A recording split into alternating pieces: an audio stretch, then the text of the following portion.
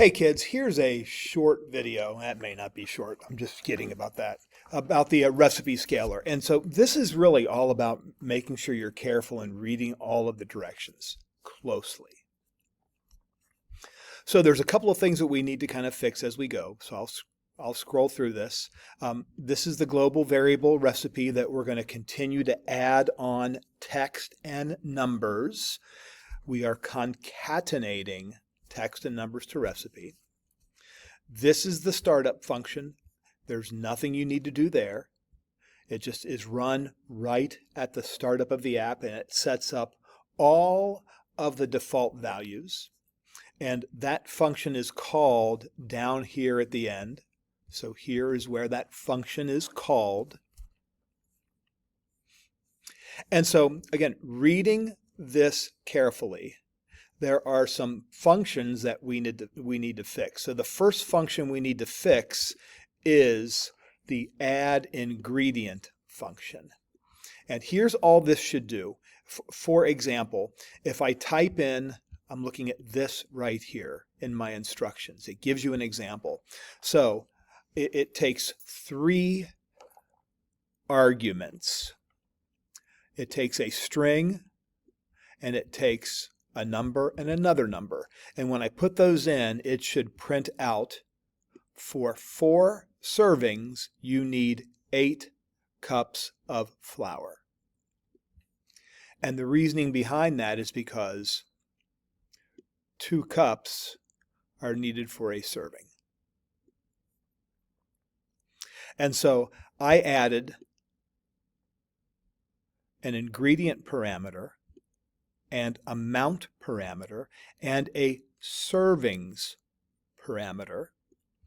And then what I did is I said recipe equals recipe plus, that's concatenation for however many servings you need, an amount times servings, cups of whatever the ingredient is. So I'm not trying to overthink this. I'm using their example that they gave me. And that example kind of tells me what I'm supposed to print out. So that's what I'm going to use. And then in this next function, add cook time. Add cook time takes 2 parameters, time and servings. And what I did is I just kind of commented out that total time, and wherever time is located, that gets passed to it automatically. So I don't need to create this other extra variable on line 53. You can comment that out. And what I do is I take time and multiply it by servings. Now look, here's what it should print out.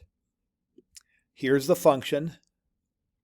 It gets the time that it's cooked and the number of servings, which is the same as this servings up here. And it should print out cook for 60 minutes. So just do that.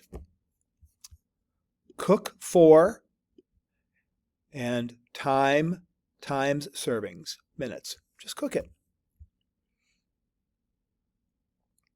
So you still have one more function to work on. All right, so work on that function. And then here are your buttons, and your buttons tell you the input things you need. So for example, the ingredient button, which is this button right here, the ingredient button controls 3 input boxes. These input boxes here. There's an ingredient input, there's an amount input, and there's a servings input. Those are input text boxes. So this button controls those boxes. There's a cook time button, and it controls these input boxes. Now you'll notice the servings input box is the same as the servings input box up above in the ingredient button. And then the temperature button only controls one input box, and it's that one. And then your clear button just resets everything back to the default. So get the app working first. Get it working so that it prints out exactly what the example says it should print out. That's the goal here, guys. The goal is to work on concatenating strings and passing parameters to the functions. That's what this is.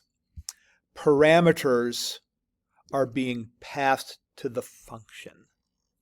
And this is concatenation. That is making my text output look a certain way. All right. Hope this has been helpful, kids.